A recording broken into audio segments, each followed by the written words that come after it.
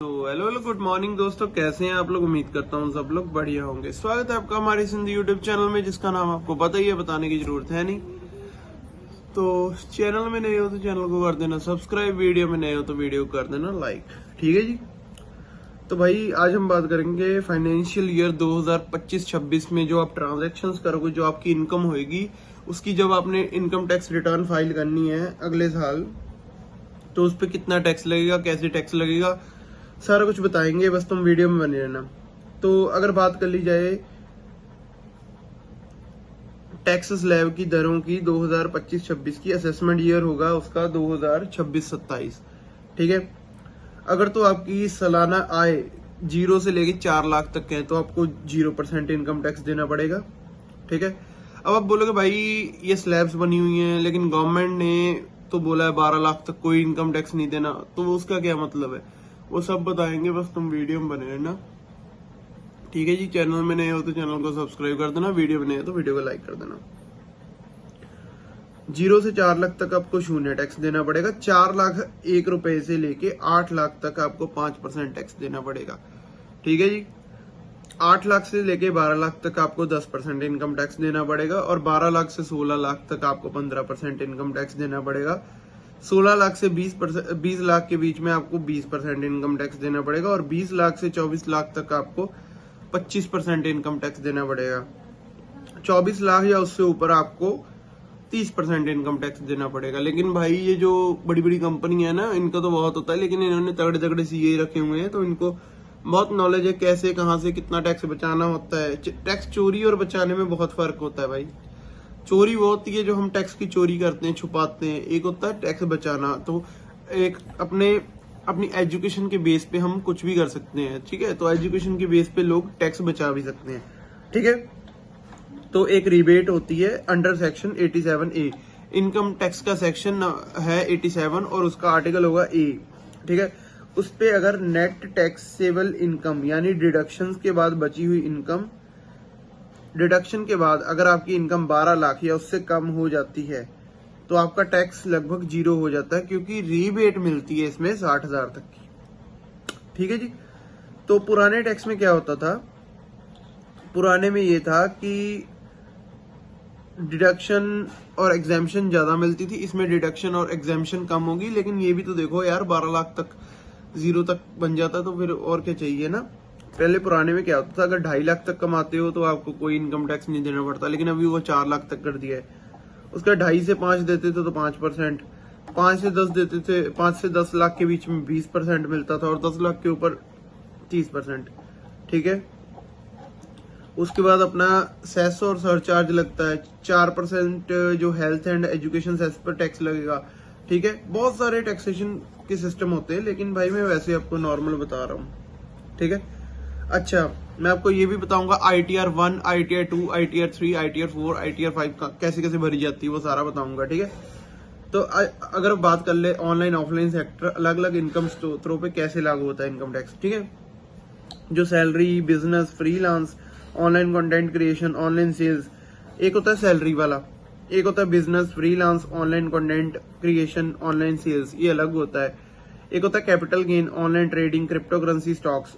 एक होता है अदर स्पेशल इनकम्स, जैसे कि ऑनलाइन गेमिंग, गैम्बलिंग एक्सेट्रा। ठीक है। तो जो salary, offline business, freelance, online content creation, इसमें जो इनकम टैक्स फाइल किया जाता है वो कैसे किया जाता है वो बताता हूँ आपको। ठीक है। ये सभी टैक्सेबल इनकम के मतलब आते हो, आपको बताइए, लेकिन इसको एक बिजनेस इनकम माना जाता है, जिसमें आपकी जो इनकम हुई होती है उसमें से खर्चे निकाल के जो बचता है ना इनकम, उसके ऊपर टैक्स लगता है। ठीक है।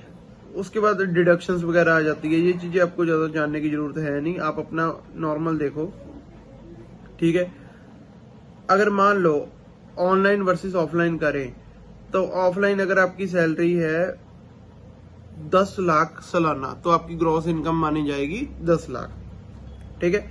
अगर आप ऑनलाइन क्रिएटर हो तो आपकी 15 लाख अगर सालाना वो है, क्या कहते होते हैं, इनकम, और 2 लाख खर्चे हैं, तो आपकी इनकम सिर्फ 15 लाख ही मानी जाएगी, क्योंकि बीच में से खर्चे भी होते हैं। मान लो मैं वीडियो बना रहा हूँ, इसमें फोन का खर्चा है, ये ट्राईपोड का खर्चा है, ठीक है, इसका भी खर्चा हुआ है, लैपटॉप का खर्चा है, वीडियो एडिटिंग के लिए टूल लगाए। अगर मान लो बाकी अभी तो चलो मैं कुछ कमा नहीं रहा यहाँ से, ठीक है।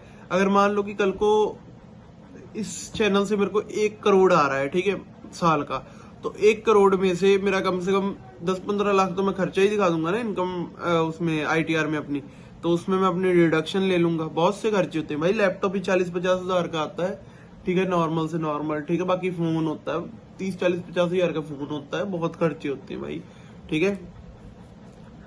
तो फिलहाल मैं आपको ये बताऊंगा, तो ये बताओ 12 लाख तक इनकम टैक्स जीरो कैसे होता है। अब सबके जहन में ये सवाल आएगा कि 0 से 4 लाख तक जीरो है, बाकी तो टैक्स लग रहा है, तो वो जीरो कैसे होता है, वो भी बताऊंगा, ठीक है। क्योंकि भाई इसमें सीन क्या होता है मैं आपको बताता हूँ। रीबेट मिल जाती है एग्जाम्पल के तौर पे, मान लो 0 से 4 लाख तक की आपकी इनकम, आपका इनकम टैक्स जीरो।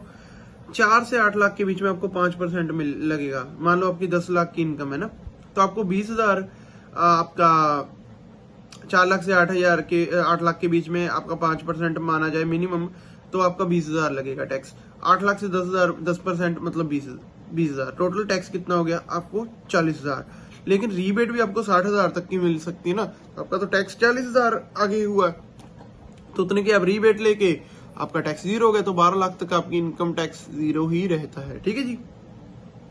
ये चीज होती है, ठीक है। बाकी मैं आपको एक चीज और बताता हूँ, अपना ITR 1, ITR 2, ITR 3, ITR 4 क्या होती है। ITR 1, ITR 2 लोगों को यही नहीं पता ना, ITR 3, ये ITR 4 एंड ITR 5 क्या होती है, ठीक है।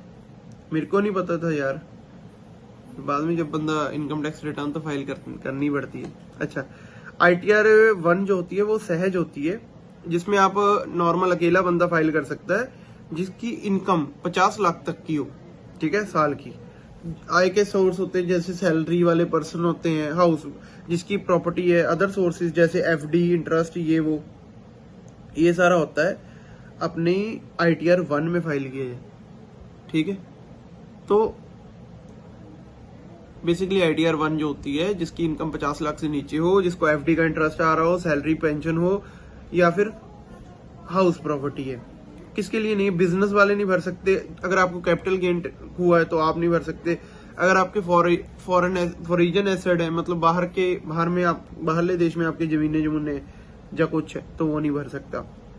ITR 2 HUF जिनकी बिजनेस, अच्छा जो इंडिविजुअल भी हैं, सैलरी भी आ रही है प्लस बिजनेस भी हो रहा है, तो उनका जो है उनके लिए मतलब लाइक कैपिटल गेन टैक्स वगैरह आपको मतलब पड़ रहा है, तो वो लोग भर सकते हैं ITR 2। लेकिन किसके लिए नहीं है,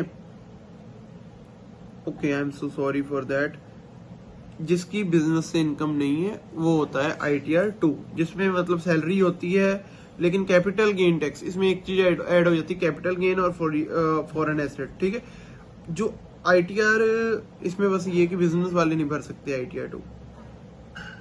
उसका ITR 3 की बात कर ली जाए, तो ITR 3 जो होता है इंडिविजुअल HUF, वो हिंदू एक है ना, HUF वो होता है मतलब हस्बैंड वाइफ का होता है, उसकी मेरे को नॉलेज नहीं है, मैं आपको नेक्स्ट वीडियो में बताऊंगा, ठीक है। इंडिविजुअल या फिर जिनकी HUF से इनकम आती है प्लस बिजनेस या प्रोफेशन से, इसमें बिजनेस ऐड हो गया और ज्यादा कुछ वो नहीं है, ठीक है। कैपिटल गेन्स तो इसमें भी है, उस पिछले में भी था, बस इसमें बिजनेस ऐड हो जाता है। जो ITR 4 है वो होती है सुगम, एक ऊपर थी ITR 1 सहज, इसको बोलते हैं सुगम। ये वो भरते हैं जिनकी इंडिविजुअल भी होते हैं, HUF भी होती है, फर्म भी होती है, लेकिन LLP नहीं होती, ठीक है। जिनकी टोटल इनकम 50 लाख या उससे ऊपर की होती है, उनको सुगम वाली बननी पड़ती है, ठीक है जी। उसके बाद ITR 5 जो होती है, ITR 5 आई एम सॉरी, जो ITR 5 होती है वो फर्म्स वगैरह मतलब बड़े लोग ही भरते हैं यार, सीधी सी बात। Corporate society, local authorities, body of individuals, वो ITR 5 फाइल करते हैं, ठीक है। ITR 1 अगर मोटा मोटा देखा जाए तो सैलरी प्लस छोटा मोटा income, ITR 2 salary plus capital gain, ठीक है। ITR 3 बिजनेस प्रोफेशन वाले, ITR 4 स्मॉल बिजनेस प्रोफेशन वाले प्लस प्रोफेशन, ITR 5 बड़ी बड़ी फर्म्स, बस ये चीज होती है। मैं उम्मीद करता हूँ आपको मैं इतने अच्छे से तो नहीं समझा पाया, मेरे को पता, क्योंकि मेरे लिए भी ये टॉपिक नया था। लेकिन हाँ, HUF देख लेते हैं। HUF क्या होता है? HUF क्या होता है? नॉलेज रखो, the more you learn the more you earn. भले ही आपको भाई हर चीज की नॉलेज होनी चाहिए, ऐसे ही मत मर जाना जिंदगी में, नॉलेज लेके मरना, ठीक है भाई, सबको यही बोलूंगा। जिंदगी में आए हो knowledge, the more you learn the more you earn. जितनी आपको नॉलेज होगी आपको कोई ठग नहीं सकता, ठीक है। अच्छा, HUF का मतलब होता है, अगर कोई हिंदू परिवार, कभी कभी सिख जैन बौद्ध भी एक साथ रहता है, तो उनके कॉमन इनकम है, जैसे कोई कॉमन इनकम वगैरह है दोनों की, तो वो HUF बना लेते हैं, ठीक है। अच्छा, HUF के लिए उनका एक अलग से पैन कार्ड बनता है, ठीक है, और वो परिवार एक कानूनी टैक्स पेयर हो जाता है, मतलब अपना परिवार के पास अब 2 टैक्स पेयर हो जाते हैं, ठीक है। एक होते हैं इंडिविजुअल, एक होता है HUF। HUF में पूरा इनका परिवार ही आ जाता है, ठीक है। ये चीज होते हैं। इसका फायदा क्या है? इसमें थोड़ी एक्स्ट्रा एग्जाम्पशन मिल जाती है, ठीक है, टैक्स सेव हो जाता है इन्वेस्टमेंट वगैरह के लिए। बस इससे ज्यादा आपको करने की जरूरत है। आपको नॉर्मल देखो भाई, ये नहीं मैं बोलता कि आपको पूरा घुस ही जाना है, क्योंकि आप CA नहीं हो भाई। ये काम होता है जो टैक्सेशन का, ये सबको ये CA वगैरह का होता है, लेकिन बेसिक नॉलेज तो आपको होनी चाहिए। आपको अपने बैंक में कितनी ट्रांजैक्शन करनी है, कितना नहीं, किस हिसाब से चलना है, ये सारा कुछ हमको पता होना चाहिए, ताकि हम पे कल को कोई उंगली ना उठा पाए। क्योंकि भाई देखो, बहुत सारे केसेस इनकम टैक्स डिपार्टमेंट में ऐसे आते हैं जो लोगों को नॉलेज नहीं होती है। बहुत सारे इनकम टैक्स के मैं देख रहा था, एक बंदा है वो रील्स वगैरह भी डालता है, लोगों को बताता है कि भाई देखो, ऑफिसर ही है कोई, वो बताते हैं कि यार देखो लोग ये गलतियां ना करें, ताकि जैसे कुछ बंदे की FD होती है, वो इनकम टैक्स रिटर्न फाइल नहीं करते, बाद में उनको नोटिस आते हैं, तो इससे अच्छा अपनी पहले सारी चीजें फाइल करके रखो। ये तो हमारी प्रायोरिटी है ना भाई। टैक्स भले नहीं आप देखो भाई, अगर आप टैक्स नहीं देना चाहते तो इसका मतलब ये नहीं रिटर्न फाइल करने का पैसा इतना नहीं लगता भाई। नील में भी रिटर्न फाइल किया करो, 3 साल की रिटर्न पे आपको बैंक्स वगैरह लोन दे देती हैं, ठीक है। अगर आप नील में भी फाइल करोगे तो अब भी आप 1-2 लाख का तो मिनिमम उठा ही सकते हो लोन। तो उस लोन से आप गुड लोन लो ना, एसेट्स बिल्ड करो, फिर उससे क्या होगा, आपकी मतलब स्तर, आपकी जो फैमिली होती है उसका लेवल थोड़ा अप जाता है ऐसे, ठीक है। ये चीज होती है। वीडियो अच्छी लगी तो वीडियो कर देना लाइक, चैनल में नए हो तो चैनल को कर देना सब्सक्राइब। मिलते हैं आपसे नेक्स्ट फाइनेंशियल वीडियो में। इस चैनल में आपको फाइनेंशियल नॉलेज मिलती रहती है, ठीक है भाई, ताकि मैं भी सीख पाऊँ। मैं भी सीख रहा हूँ फाइनेंस, मेरे को अच्छा लगता है और आप लोग को भी सिखा रहा हूँ, बस इतनी सी बात है। वीडियो अच्छी लगी तो वीडियो को लाइक कर देना।